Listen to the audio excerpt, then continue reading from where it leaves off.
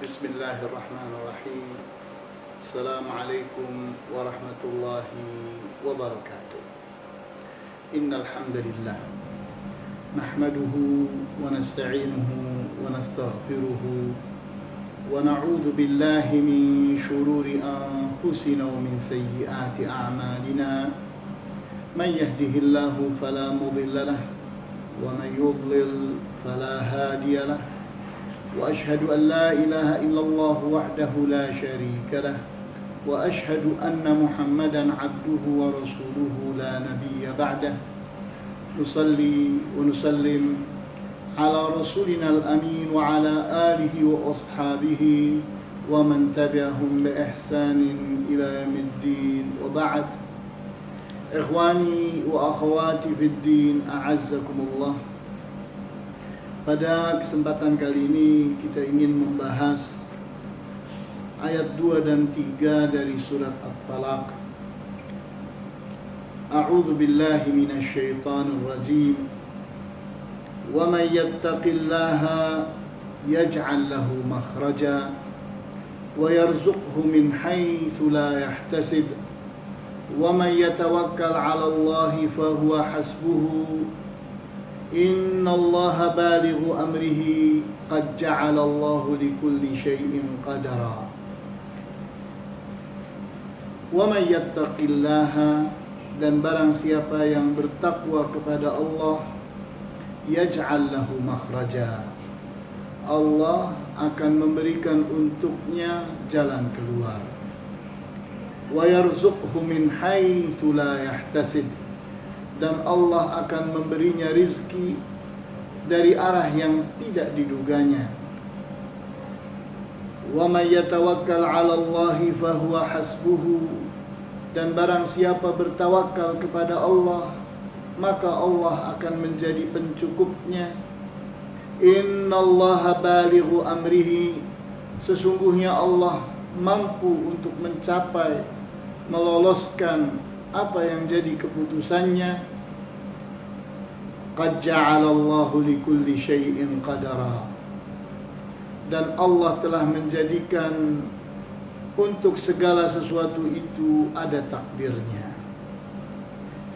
Ayat yang pendek dan mudah dihafalkan ini merupakan bekal yang sangat kuat, yang sangat penting untuk kehidupan seorang muslim di alam dunia ini, di mana kebutuhan seseorang kepada Allah tidak akan kurang dibandingkan dengan kebutuhan bayi terhadap ibunya, terhadap susu ibunya, di mana bayi membutuhkan ketenangan dengan dekapan ibu.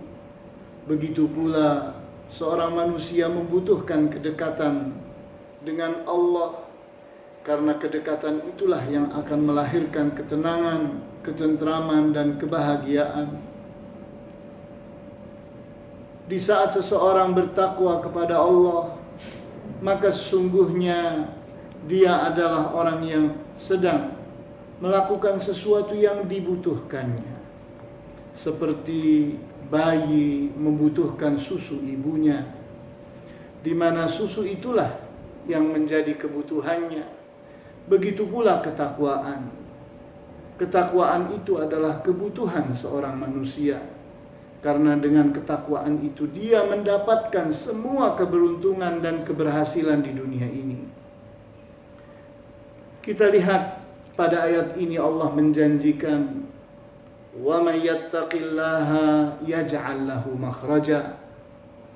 Barang siapa bertakwa kepada Allah, Allah akan memberikan untuknya jalan keluar. Setiap manusia itu selalu beriringan dengan masalah. Tidak ada satu hari pun dalam hidup manusia yang tidak ada masalah. Setiap hari seorang muslim berhadapan dengan masalah. Setiap hari siapapun di antara para manusia berhadapan dengan masalah. Karena masalah itulah ujian seorang manusia di dunia ini. Masalah itu bisa berupa kenikmatan, bisa berupa musibah, di mana seorang muslim dengan kenikmatan itu dia sesungguhnya berhadapan dengan masalah. Karena kenikmatan yang manapun di dunia ini selalu beriringan dengan masalah. Begitu pula musibah. Musibah itu sendiri adalah masalah. Hidup ini di antara dua ubin. Seseorang melangkah dari ubin yang satu ke ubin berikutnya lagi. Itu artinya dia sedang melangkah dari masalah ke masalah. Besarnya seseorang adalah seukuran masalah yang berhasil dihadapinya. Kecilnya seseorang adalah sekecil kemampuan dia dalam mengalahkan masalah yang ternyata dia itu adalah orang yang tidak mampu menghadapi masalah yang besar. Sehingga ukuran manusia itu adalah ukuran masalah yang dihadapinya. Di saat seorang manusia itu bertakwa kepada Allah, pasti Allah akan berikan untuknya jalan keluar, sehingga tidak ada yang sulit baginya. Bukan karena dia besar, bukan karena dia pandai, bukan karena dia mampu, bukan. Tapi karena dia dibantu oleh Allah. Allah memberinya jalan keluar. Janji Allah yang kedua, wa yarzuqhu min haitsu la yahtasib, dan Allah akan memberinya rizki dari arah yang tidak diduganya. Di mana seorang manusia disuruh menghitung bagaimana semenjak lahir sampai dia mati, mampukah dia menghitung rizki yang Allah curahkan kepadanya. Tidak ada manusia yang mampu menghitungnya. Kemudian dia pun di saat ditanya, mana yang lebih banyak? Rizki yang engkau tahu dan engkau perhitungkan, engkau duga sebelumnya, dibandingkan dengan rizki yang ternyata engkau tidak pernah memperhitungkannya. Dia datang tanpa kemauanmu, tanpa perhitunganmu, tanpa kehendakmu. Dia akan dapati lebih banyak rizki yang tidak pernah diperhitungkan sebelumnya. Karena itulah cara Allah menghidupkan manusia, menghidupkan alam semesta. Allah memberi alam semesta ini dengan kenikmatan-kenikmatan. Di saat seseorang itu bertakwa kepada Allah, maka rizkinya pun terjamin. Allah yang akan menjaminnya. Sehingga seorang muslim di saat hidup ternyata penuh dengan masalah yang tidak terselesaikan. Seorang muslim hidup ternyata sulit untuk mendapatkan rizki, maka segeralah tuduh ketakwaannya. Jangan dia menuduh orang lain. Dia jangan mencari kambing hitam kemana-mana. Tidak perlu. Tuduhlah diri sendiri. Bertakwakah aku? Kalau seorang muslim itu bertakwa, Allah telah berjanji akan memberinya jalan keluar dari kesulitannya dan akan memberinya rizki dari arah yang tidak diduganya. Kemudian Allah pun berjanji bagi orang yang bertawakal, wa may yatawakkal 'ala Allahi fahuwa hasbuhu. Dan barang siapa bertawakal kepada Allah, maka Allah lah yang akan menjadi pencukupnya. Sehingga dia tidak perlu bergantung dan bersandar kepada selain Allah siapapun dia. Sehingga kita lihat manusia yang paling bertawakal kepada Allah subhanahu wa ta'ala, di antara contoh besarnya adalah Nabi Ibrahim alaihissalam. Bagaimana pada saat dia dilemparkan dengan alat yang disebut dengan manjanik, dia berada di angkasa, di atas udara. Dia akan jatuh ke dalam bukit api. Maka pada saat itu malaikat Jibril datang kepadanya. Wahai Ibrahim, aku diutus oleh Allah untuk melaksanakan perintahmu, perintahi aku. Apa jawab Nabi Ibrahim? Adapun kepada engkau aku tidak butuh. Hasbiyallah wa ni'mal wakil. Cukup bagiku adalah Allah, dialah tempat bertawakal sebaik-baiknya. Maka Allah pun memerintahkan kepada api, ya naru, wahai api, kuni bardan wa salaman ala Ibrahim. Jadilah engkau dingin dan sejahtera untuk Ibrahim. Maka berubahlah sifat api, di mana api yang biasanya membakar dan merusak, panas, ternyata berubah sifatnya. Dia menjadi dingin, sejahtera dan tidak merusak. Sehingga pada saat Nabi Ibrahim jatuh kepadanya, api pun bersahabat dengannya. Maka kita lihat betapa hebatnya tawakal, betapa besarnya pengaruh tawakal itu kepada diri seseorang. Seseorang sesungguhnya butuh tawakal kepada Allah. Apapun yang ada di alam semesta ini ciptaan Allah. Apapun yang terjadi di alam semesta ini adalah perbuatan Allah. Sehingga di saat seseorang merasa kesulitan, kembali kepada Allah. Di saat seseorang tidak mampu, maka bertawakallah dia kepada Allah. Rasulullah SAW bersabda dalam hadis yang sahih, diriwayatkan oleh At-Tirmidzi, Ibnu Majah dan Ahmad, di mana beliau katakan, "Lau annakum tawakkaluna 'ala Allahi haqqa tawakkulihi la turzaqu kama turzaqut tayru la razaqakumullahu kama turzaqut tayru taghdu khimasan wa taruhu bitana." Jikalau kalian itu bertawakal kepada Allah dengan sebenar-benarnya tawakal, maka Allah memberi rizki kepada kalian seperti Allah memberi rizki kepada burung. Di pagi hari burung pergi meninggalkan sarangnya dalam keadaan kosong, kosong kepompongnya, kosong lambungnya. Namun di saat dia pulang di sore hari, penuhlah lambungnya dan kepompongnya. Kenyang dia. Dia mendapatkan rizki dari Allah Subhanahu wa ta'ala yang berlimpah. Ini janji dari Rasulullah SAW bagi orang yang tawakalnya benar. Orang yang tawakalnya benar itu akan mendapatkan rizki seperti rizkinya burung-burung. Kita lihat burung, Allah beri karunia yang luar biasa. Sehingga kemampuan burung dalam berusaha itu dahsyat.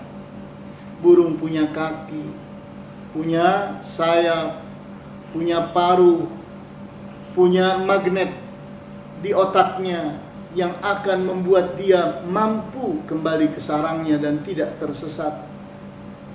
Burung mampu untuk mencari rizki dari satu kebun ke kebun yang lain, dari satu hutan ke hutan yang lain, dari satu pulau ke pulau yang lain. Usaha burung untuk mendapatkan rizki luar biasa. Sehingga di saat seorang manusia itu berusaha dengan puncak usahanya dan bertawakal kepada Allah dengan sebesar-besarnya tawakal, maka Allah pun akan memberinya rizki dengan cara yang luar biasa. Suatu saat ada seseorang datang kepada Rasulullah SAW. Dia turun dari ontanya dan berkata, "Wahai Rasulullah, apakah aku ikat ontaku kemudian aku bertawakal kepada Allah, atau aku lepaskan dia dan aku bertawakal kepada Allah?" Maka Rasulullah SAW pun bersabda, "I'qil wa tawakkal." Ikat ontamu, kemudian bertawakkallah engkau. Sehingga kita jadi mengerti bahwa bertawakal itu setelah usaha. Kita ingin onta kita aman, kita ingin onta kita tidak lepas. Maka apa yang kita harus lakukan? Berbuatlah semampunya. Walaupun onta itu dahsyat kekuatannya, maka ikat dia semampumu, kemudian tawakal engkau kepada Allah. Kita lihat bahwa orang yang bertawakal kepada Allah, Allah telah berjanji akan menjadi hasbuhu, pencukup untuknya. Sehingga dia tidak perlu bersandar dan bergantung kepada selain Allah, siapapun dia. Cukuplah dia bersandar dan bergantung kepada Allah. Innallaha balighu amrihi. Sesungguhnya Allah mampu untuk mencapai kepada apa yang jadi keputusannya. Setiap hari keputusan Allah diberlakukan. Di pagi hari malaikat berdatangan untuk melaksanakan perintah-perintah Allah, takdir-takdir Allah di hari itu. Kemudian di petang hari malaikat itu pun pergi. Datang malaikat berikutnya yang membawa ketetapan Allah yang lainnya. Dan semuanya mesti berhasil dilaksanakan. Tidak ada yang meleset, tidak ada yang bergeser. Sehingga meskipun tumbuhnya sebiji kacang, sehingga menetasnya seekor semut dari telurnya, jatuhnya daun kering dari sebuah pohon, semua itu adalah ketetapan dan ketentuan Allah. Tidak ada yang meleset. Semua akan terjadi tepat pada waktunya, seperti yang diatur oleh Allah. Qad ja'alallahu likulli syai'in qadara. Sesungguhnya Allah telah jadikan untuk segala sesuatu itu ada takdirnya. Ada ketentuannya, ada ketetapannya. Tidak ada yang meleset dari ketentuan dan ketetapan Allah. Sehingga kita lihat bahwa di saat kita hidup di zaman yang seperti ini, kita melihat betapa sulitnya apa yang kita hadapi. Kita harus mengalami apa yang dialami oleh semua orang pada saat ini. Bagaimana kita hidup di dunia ini di tengah-tengah wabah, di tengah-tengah virus yang menakutkan. Sehingga apa kewajiban kita pada saat ini? Kewajiban kita adalah bertakwa dan bertawakal kepada Allah. Karena itulah sebenar-benarnya cara kita dalam hidup. Di mana di saat kita itu bertakwa kepada Allah, kita akan jadi dekat dengan Allah. Di saat kita dekat dengan Allah, lahirlah ketenangan dan ketentraman. Di saat kita bertawakal kepada Allah, maka Allah akan mencukupi kebutuhan kita. Sehingga di saat kita ini benar-benar dekat dengan Allah karena ketakwaan kita. Dan di saat kita ini benar-benar dicukupi oleh Allah karena tawakal kita, maka hidup ini jadi mudah. Di saat seseorang itu hidup dalam kesulitan, kesini mentok, kesono mentok, dia selalu berhadapan dengan kesulitan yang tidak ada jalan keluarnya, maka tuduhlah dirinya sendiri. Jangan menuduh orang lain. Jangan mencari kambing hitam. Kenapa? Karena sesungguhnya kesulitan itu karena Allah tidak memberinya jalan keluar. Karena dia tidak dibantu oleh Allah. Dia dilepas oleh Allah. Dibiarkan, ditelantarkan oleh Allah. Siapa yang salah? Allahkah yang salah? Tidak. Dia yang salah. Dia tidak butuh Allah. Dia tidak kenal Allah. Dia tidak ingat Allah. Maka Allah pun tidak mengingatnya. Tidak memperhatikannya. Sehingga kita membaca di dalam Al-Quranul Karim bagaimana orang-orang itu dilupakan oleh Allah. Nasullaha fanasiyahum.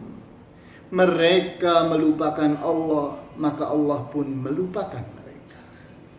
Sehingga kewajiban kita pada saat ini adalah terus bertakwa dan bertawakal kepada Allah sesulit apapun masalah yang kita hadapi.